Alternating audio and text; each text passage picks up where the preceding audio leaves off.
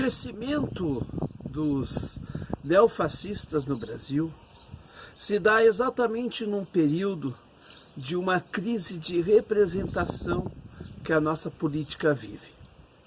Uma crise de representação onde há um pensamento, vamos dizer, generalizado de que todo político é ladrão, é corrupto, não é sério. Esse pensamento, ele fundamenta-se exatamente pelo chamado processo de estelionato eleitoral, que é a enganação, política eleitoral em forma de propaganda. E que também pode se tornar também uma enganação nas propagandas oficiais dos diversos governos. Vide agora, por exemplo, a propaganda do governo federal, que é bem isto, Diz que está uma maravilha e tal, e a realidade dos fatos é outra. O problema da ascensão dos grupos neofascistas é que eu tenho visto muito pouca gente do campo progressista falando e rebatendo esta gente. Agora mesmo foi descoberto, coisa de 1 ou 2 dias atrás, um dos suspeitos dado o ataque do Porta dos Fundos. E aí, esse suspeito é ligado ao PSL. Esse suspeito pode até não ser de uma das entidades integralistas do Brasil, mas ele tem um pensamento protofascista.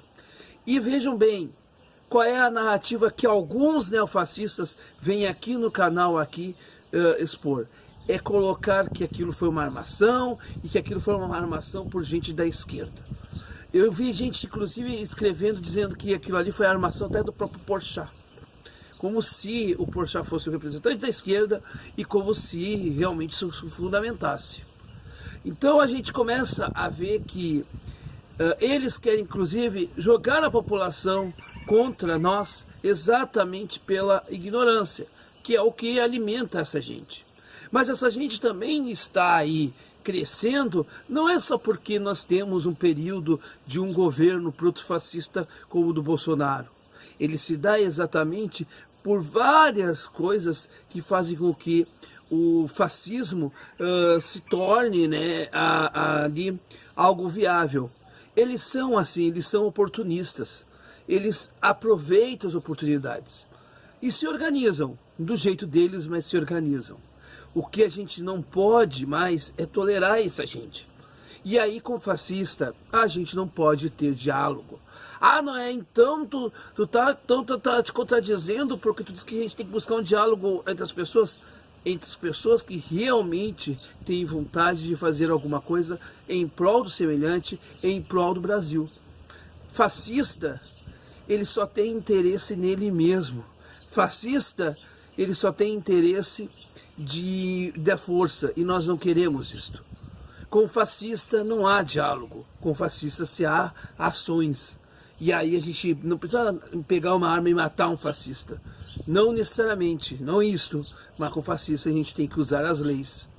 E eu estou dizendo isso há muito tempo, lá desde 2005, quando já apareceram os primeiros grupos neonazistas no interior de São Paulo, e eu já sabia de células aqui no interior do Rio Grande do Sul, células no interior do Paraná, e naquela época quem era o governo? Era o governo do Lula, e não se foi feito nada para combater esse tipo de coisa.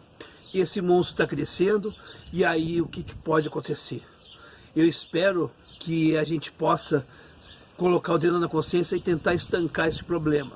Porque esses integralistas, eles estão, inclusive, começando a tentar induzir os jovens que não conhecem história, que não conhecem o que eles são de fato. Tanto é que eles são tão desonestos que eles não dizem que são fascistas. Eles negam, porque não que eles não saibam que são fascistas. Eles negam porque o termo fascista é um termo pejorativo. Mas é um termo também real.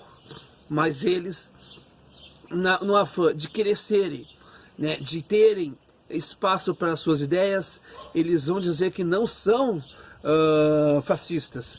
E vão dizer também que não são violentos. Que violenta é somente a esquerda. Nós precisamos nos organizar. E cai de maduro um fórum interdisciplinar, um fórum suprapartidário sobre o que está acontecendo no Brasil. Estou falando agora.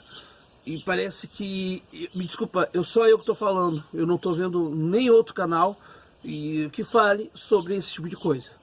Eu gostaria muito que outros canais, inclusive com maior alcance que o nosso aqui, pudesse levantar esse debate, porque é muito importante. É muito importante mesmo que a gente se previna contra esta gente que devia estar junto com as baratas, com os ratos, nos esgotos, e não com o convívio da sociedade. Até quando nós vamos suportar isto?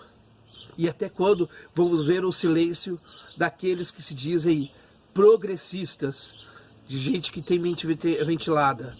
Olha, a gente não pode entregar a nossa casa para os ratos, nem para as baratas, nem deixá-la aberta sem nenhuma tranca para que os ladrões invadam. É o que eu estou vendo que está acontecendo no Brasil.